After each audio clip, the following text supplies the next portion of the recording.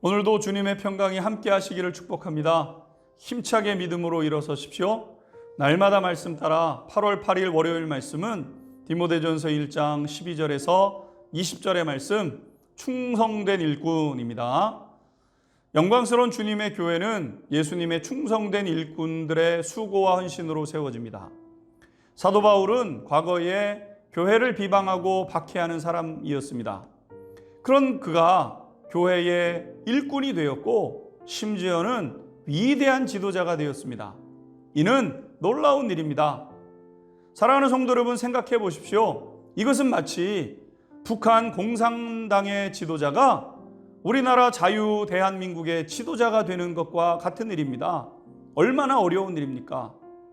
교회를 말살하고 박해하던 사람이 교회의 위대한 지도자가 되었던 것이죠. 그런데 하나님은 사도 바울을 이렇게 놀랍게 사용하셨습니다. 이것이 가능했던 이유는 하나님께서 사도 바울의 진짜 마음을 알고 계셨기 때문입니다. 하나님은 사도 바울이 예수님을 아는 지식이 없어 지금 문제를 일으키는 것이고, 그러나 그의 충성됨은 이루 말할 수 없다는 것을 아셨던 것이죠. 그래서 그의 눈을 열어주셔서 예수님이 곧 하나님의 아들이시며 메시아라는 사실을 알게 해주셨습니다. 우리 예수님은 그런 바울을 충성스럽다고 여겨주셨습니다. 12절 말씀입니다. 나를 능하게 하신 그리스도 예수 우리 주께 내가 감사함은 나를 충성되이 여겨 내게 직분을 맡기셨으니. 하나님은 사람을 고쳐서 사용하시는 분이시죠. 교회는 사람을 고쳐 사용하는 곳입니다. 하나님 나라에서 일꾼으로 사용받지 못할 사람은 아무도 없습니다. 다듬어지고 연단되어지면 교회를 핍박했던 사람도 교회를 세워가는 충성스러운 일꾼이 되게 되는 것이죠.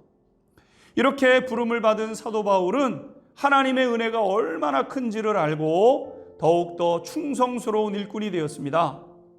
또한 하나님 나라에 충성된 일꾼은 자신이 얼마나 큰 은혜를 입었는지를 통해 그의 모습이 변하여지게 되는 것이죠.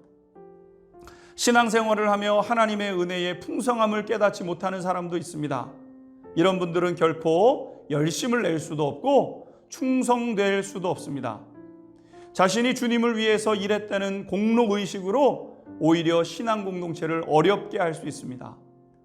그래서 교회를 세우는 사람에게 있어서 가장 중요한 것은 하나님의 은혜를 알고 그 은혜에 충성되게 반응하는 것이죠. 설령 조금 부족하고 세상적으로 좀 흠이 있다고 하더라도 걱정하지 않게 되기를 바랍니다. 당신의 마음이 충성되면 하나님은 반드시 당신을 통해 큰 일을 감당하게 하실 것입니다. 쓰임받는 성도님들 될 수 있게 되기를 주님의 이름으로 축복합니다. 주님, 우리를 충성되이 여겨주신 주님께 감사합니다. 그저 주님만 바라보고 주님만 섬겨가는 우리 성도님들 되게 하옵소서. 예수님의 이름으로 기도 올립니다. 아멘.